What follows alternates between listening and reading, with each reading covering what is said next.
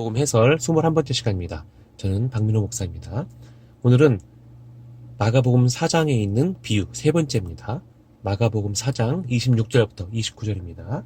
먼저 여러분에게 말씀 하나 드리고 시작을 해야 할 것 같습니다. 오늘 본문을 좀 이해하는데 조금 애매한 부분이 있어요. 아주 애매하던, 약간 애매하다고 볼 수 있죠.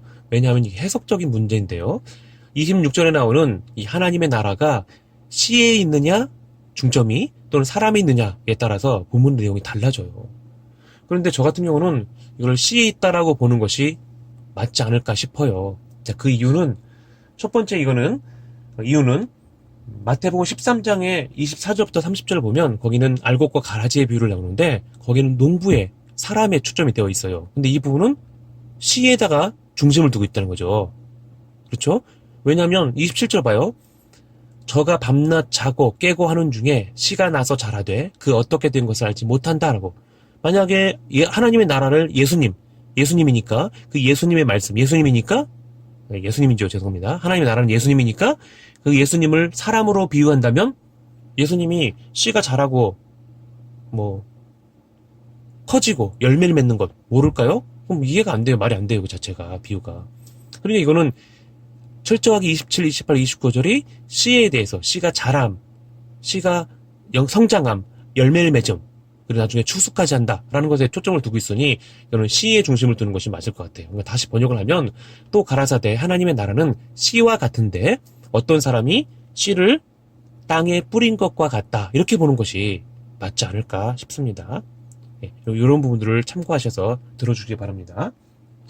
참고로 이 씨는 앞에 있는 내용과 연결해서 첫 번째 비유나 두 번째 비유나 또 네 번째 비유로 마찬가지지만 하나님의 나라를 비유를 할 때 예수님인 동시에 말씀, 그 예수님 말씀에 대한 부분들을 씨라고 보는 것이 맞지 않을까 싶어요. 즉 예수님 말씀을 듣고 그 말씀 앞에 엎드리고 하나님의 아들인 걸 인정하고 그분을 의지하고 이렇게요. 또 하나님의 나라라고도 하고 동시에 예수님이라도 할 수 있어요. 하나님의 나라는. 그러니까 씨에 관한 부분이 아닐까 이렇게 보는 거죠.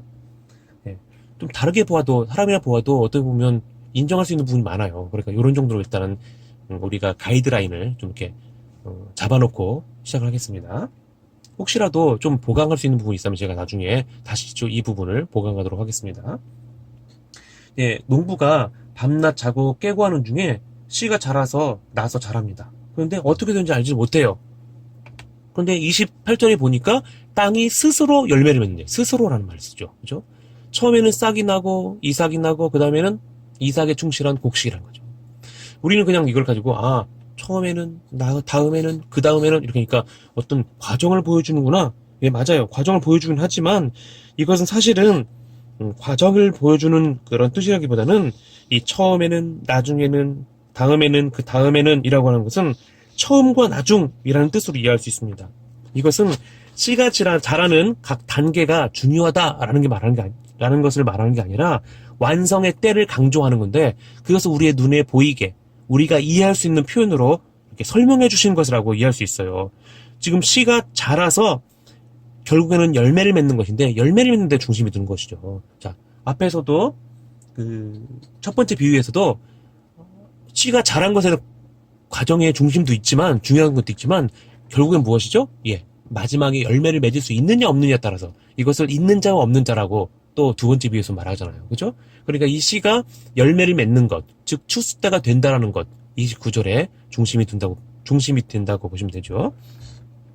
이렇게 자라고 있는 것을 보면 예수님께서 마지막에 자란 곡식에 대해서 이렇게 표현하고 있어요.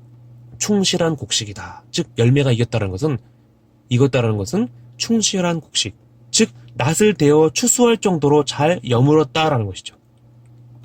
예수님이 말씀하신 정해진 그날이 되었다라는 뜻으로 이해할 수 있는 겁니다. 이것을 보면 추수 때라는 것은 요엘서 그리고 요한계시록 또는 예레미야서에 보면 추수 때를 보통 심판의 때, 구원의 때를 말해요. 그러니까 여기서도 씨가 잘 자랐다라는 것은 그 앞에서 말했던 좋은 땅에 뿌려진 씨요, 예수님 앞에 나와서 하나님의 아들이요, 죄사함을 용서받기로 긍휼을 입은 사람들이요, 그죠? 하나님 뜻대로 하는 사람들이요, 그런 사람들을 가리켜 이 씨라고 말하고 그 씨의 이 사람들이 말하고 그 사람 마음속에 그 사람 속에 예수님이라는 말씀의 씨가 뿌려져서 그 씨가 자랐다라는 거죠. 그래서 그들이 열매를 맺었다는 거죠. 그리고 그들이 하는 것이 아무것도 없다는 거예요.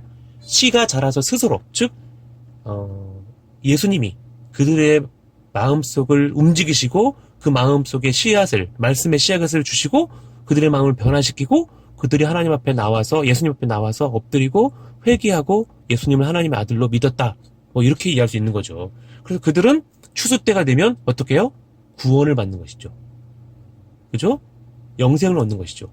그러면 이것을 믿지 않았던 바리새인들과 서기관 같은 경우는 심판을 받았다. 심판을 받는다.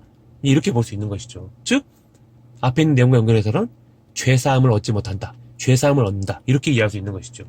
이게 바로 세 번째 자라나는 씨앗의 비유, 싹의 비유 이렇게 이제 말할 수 있겠죠. 그래서 표준 세번역에서는 제목을 달기를 이렇게 달았어요. 자라나는 씨의 비유. 아마 이렇게 표현한 것이 맞지 않을까 싶어요. 제가 봐도 정확한 건 아니지만 그래도 이렇게 보는 것이 본문의 그 문맥상 좀 타당하지 않을까 싶습니다. 오늘 여기까지 하고 다음 시간에 이어서 하도록 하겠습니다.